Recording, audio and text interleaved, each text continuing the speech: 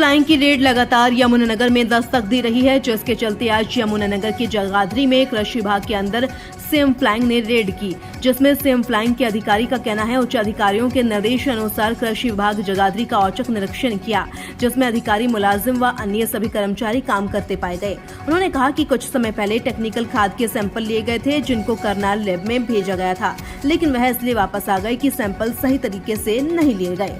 लगातार अलग अलग विभागों में सिम फ्लाइंग की रेड यमुनानगर में समय समय पर दस्तक देती रहती है, जिसके चलते आज जगाधरी के कृषि विभाग में सिम फ्लाइंग की टीम पहुंची।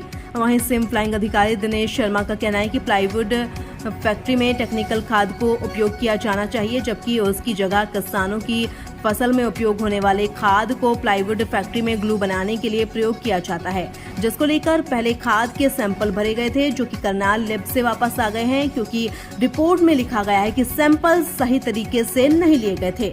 लेकिन वहीं पर सीएम फ्लाइंग के अधिकारी ने आरोप लगाते हुए कहा कि अब से पहले कृषि विभाग में जो अधिकारी कार्यरत थे, उनकी मिलीभगत से किसानों की यूरिया का उपयोग प्लाईवुड फैक्ट्री में किया जा रहा है। 19/7/24 को अफसराना बाला के आदेशानुसार कृषि विभाग जगाधरी का औपचारिक निरीक्षण किया गया। निरीक्षण के दौरान अब तक की जांच में सभी कर्मचारी मुलाजम 4th क्लास काम करते हुए पाए गए।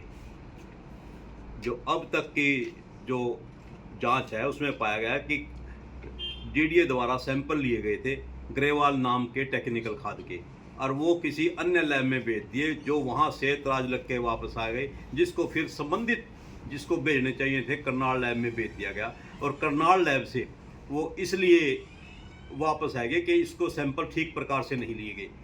जो ये काम मिलीभगत से हुआ है, और ये जो है ना अब तक भी इसी कार्यालय में रखे हुए हैं। और खाद का सिस्टम क्या है? खाद जो है ना सर, जो टेक्निकल खाद है फैक्ट्रियों में वही सप्लाई होता है, लेकिन उसकी जगह यहाँ पर ज़्यादातर काम यूरिया का काम सप्लाई होता है। जो यूरिया जो है ना किसानों के लिए बनाया गया है, लेकिन वो ज़्यादातर फैक्ट्रियों में सप्लाई होता है। किस अधिकारी की मिलीभगत से होता है?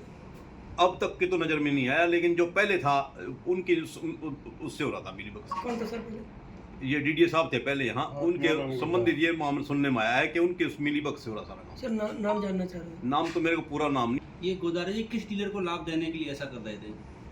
ये स्वयं को लाभ देने के लिए, इससे तो कोई उसी और सरकार को तो लाभ होता नहीं। खाद के डीलर कौन कौन सा है? खाद के अभी हमारे को लिस्ट प्राप्त नहीं हुई। जो टेक्निकल खाद है वो था ग्रेवाल।